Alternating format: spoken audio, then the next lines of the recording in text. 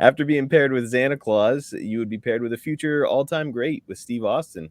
He would make his TV debut on January 8th, 1996.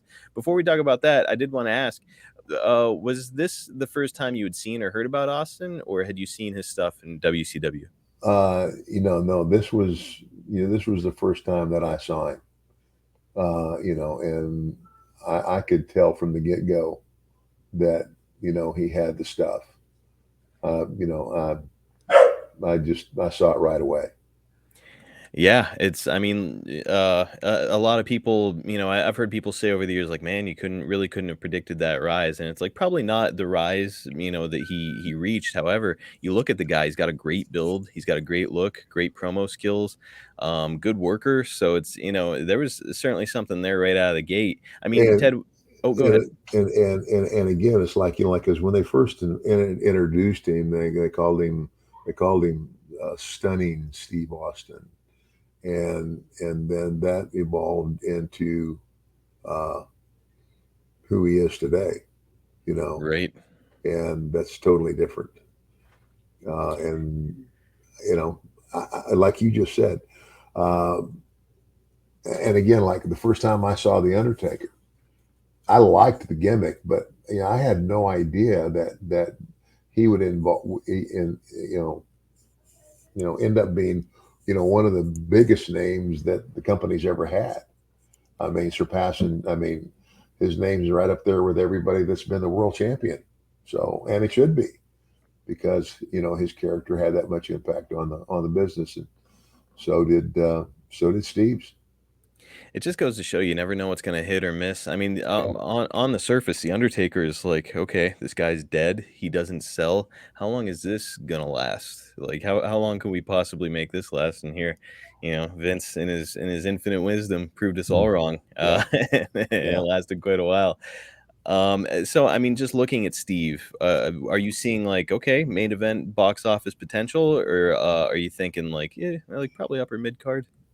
At that time, I couldn't say, I wouldn't go so far as to say, oh my God, this guy's going to be, one of the biggest things that the company's ever had. I don't think anybody could have predicted that. I just recognized that he had what we, as entertainers, all call is the it factor, Yep. and the it factor is charisma.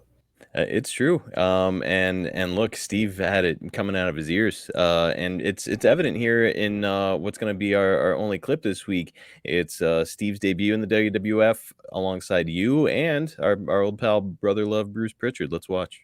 Week, but lots more coming up this week. Brother Love right now. And Ted DiBiase's in the ring. We're going to find out. Look at that beautiful belt. Just who is the new $1 million champion?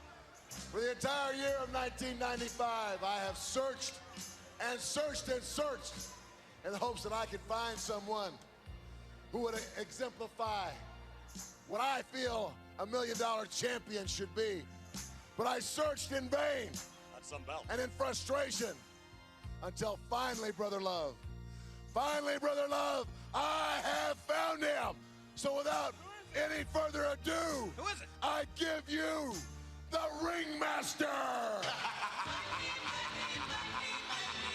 Come on, where is he? And here he comes, the new $1 million champion. Everybody's got a price.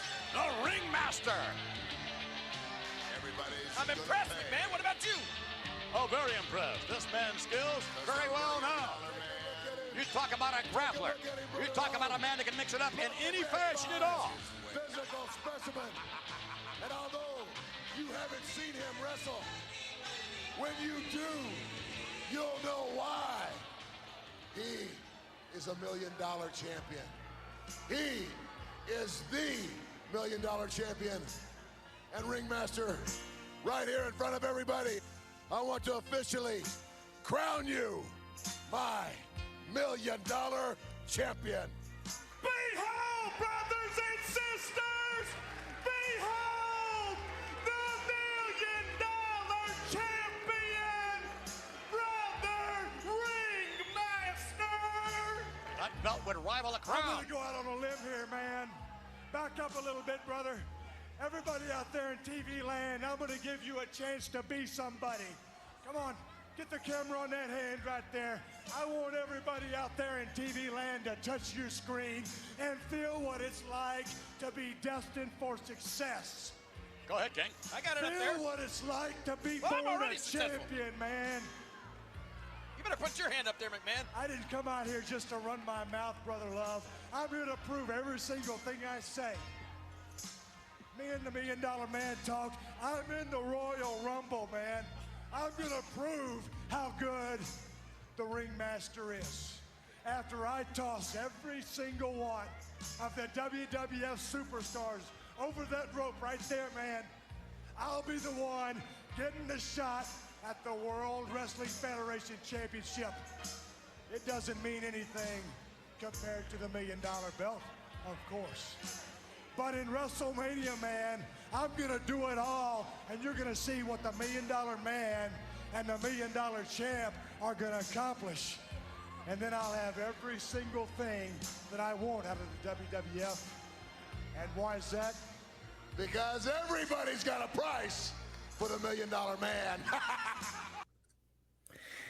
Well, there it was, the Wow. debut of one of the biggest stars, who would become one of the biggest stars in the history of professional wrestling. And I guess the first thing that really jumps off the page here is, great physique, cool voice. If you'd seen any of his stuff in WCW, you knew that he was a hell of a worker, stunning Steve there. But now he's being brought in as the ringmaster. Yeah. What did you think of that?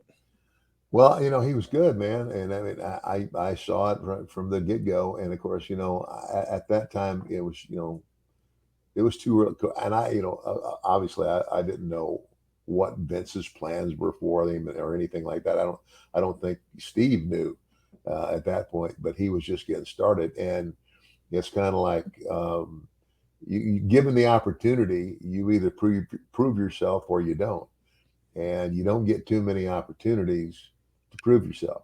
So you better make the ones you get count. And he did, and in a big way. And so, yeah, he deserves all the accolades that he gets because he was one of the best we've ever had.